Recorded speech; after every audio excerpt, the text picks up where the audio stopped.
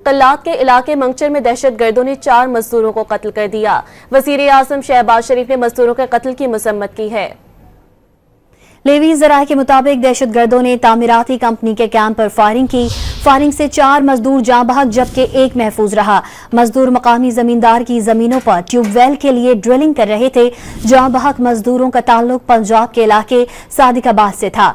वजीर आजम शहबाज शरीफ की कल्लात में मजदूरों के कत्ल की मजमूम वजीर आजम की जाँ बहक 4 मजदूरों की बुलंदे दर्जात की दुआ मजदूरों के खानदानों के साथ खड़े हैं।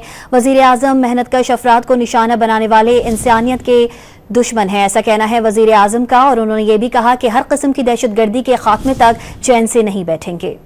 कल्लात के इलाके मंगचर में दहशतगर्दों ने 4 मजदूरों को कत्ल कर दिया। वजीर आजम शहबाज शरीफ ने मजदूरों के कत्ल की मसम्मत की है। लेवी ज़राए के मुताबिक दहशतगर्दों ने तामीराती कंपनी के कैंप पर फायरिंग की। फायरिंग से 4 मजदूर जाँ बहक जबकि एक महफूज रहा। मजदूर मकामी जमींदार की जमीनों पर ट्यूबवेल के लिए ड्रिलिंग कर रहे थे।